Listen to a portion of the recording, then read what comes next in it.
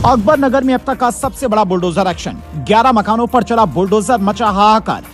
Singham IPS को योगी ने दे दी खुली छूट, फाइल बनाओ, कब्जा छुड़ाओ, चाहो तो बुलडोजर ले जाओ।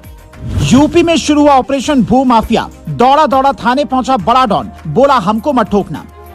सीएम योगी के आवास से कुछ किलोमीटर दूर बुलडोजर की गड़गड़ाहट ऐसी सुनाई दी कि लखनऊ के सैकड़ों लोग कई रातों से सोए नहीं हैं। किसी का सामान सड़क पर बिखरा है तो कोई गाड़ी में अपना सामान भरकर कहीं और जा रहा है। पूरे अकबर नगर में 2 दिन से लगातार बुलडोजर गरज रहा है। 11 जून को हालत ये हो गई कि बुलडोजर ही पलट गया। लोगों का विरोध का आलम यह था कि एक धार्मिक स्थल के आगे जैसे ही बुलडोजर पहुंचा, लोग आ गए।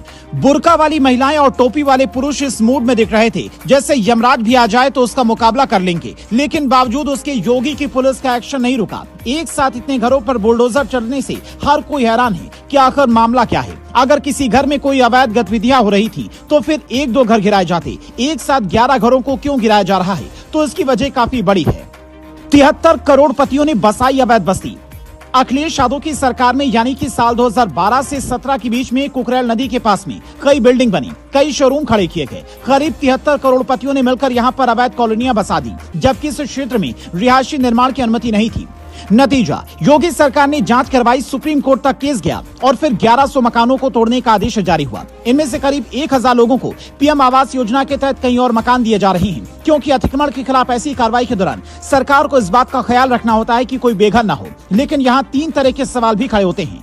पहला, जब 1100 घरों पर बुलडोजर का आदेश आया तो विरोध एक समुदाय ने ही क्यों किया? दूसरा, मस्जिद के पास से कमरा तोड़ने पर बुलडोजर पलटने की नौबत कैसे आ गई? क्या तैयारी पूरी नहीं थी या इतने विरोध का अंदाजा नहीं था? तीसरा, जो भूमाफिया ऐसा करते हैं उनके खिलाफ तगड़ा एक्शन कब होगा ताकि गरीबों का पैसा न बर्बाद हो?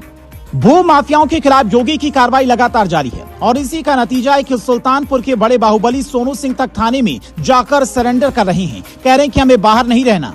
यहाँ जिन लोगों के मकान टूटे हैं उनमें से ज्यादातर लोग गरीब हैं। किसी तरह का कर्जा करके जमीन खरीदी थी, घर बनाया था और सोचा था कि सुकून से रहूंगा। एक आदेश ने सारा सुकून छीन लिया। आज वहाँ रहने वाला हर आदमी यही सोच रहा है कि काश यहाँ मैंने घर न लिया होता, काश उस वक्त ये पता कर लिया होता कि यहाँ पर घर बनाने लायक है या नहीं। अगर आपके साथ कभी ऐसी नौबत आ जाए तो आपको सबसे पहले अपने अंचल अधिकारी और जिले में बैठने वाले लैंड रेवेन्यू ऑफिसर से जरूर मिले। सरकारी नक्शा एक बार जरूर देखें ताकि ये समझ आ सके कि जो जमीन आप खरीद रहे हैं उस पर किसी तरह का कोई विवाद तो नहीं है। और जमीन खरीदने के बाद उसका तुरंत दाखिल खारिज जरूर करवाएं, क्योंकि सरकार के पास कई ऐसे मुकदमे पेंडिंग हैं जहां लोगों ने दशकों तक दाखिल खारिज नहीं करवाया और एक ही जमीन कई लोगों को बेच दी गई। ऐसे में आपका सतर्क और जानकार होना बेहद जरूरी है। अक्सर सरकार के फैसले को सिर आंखों पर रखने वाले कुछ लोग शांति से बड़ा अन्याय भी सह जाते हैं, पर कुछ लोग ऐसे होते हैं जो हाथों में पत्थर उठा लेते हैं। और ये तस्वीर इस बात को समझने के लिए काफी है कि सरकारी कार्रवाई पर एक खास समुदाय के लोग कैसा रिएक्शन देते हैं। पहली तस्वीर मध्य प्रदेश के मंदिर की है, जहां पर लोग हाथ जोड़कर कहते हैं कि इस पर बुलडोजर मत चलाइए, हथौड़े से हटा लीजिए, हम सरकार के फैसले के खिलाफ नहीं हैं। जबकि दूसरी तस्वीर मस्जिद के बाहर की है, जहां मस्जिद को बचाने के लिए बुर्का वाली महिलाएं सड़कों पर बैठी हैं। तय आपको करना है कि आप किस तरफ जाते हैं, क्या करते हैं। लखनऊ में 1100 मकानों पर बुलडोजर का दर्द जिनके सीने में है, उन्हें इस सवाल का जवाब खुद से भी पूछना चाहिए कि अवैध बस्तियों की जगह अगर सरकार दूसरी जगह मकान दे रही है तो फिर विरोध क्यों? क्या सिर्फ ये झूठ फैलाने के लिए कि यूपी में एक खास समुदाय को ज्यादा परेशानी हो रही है?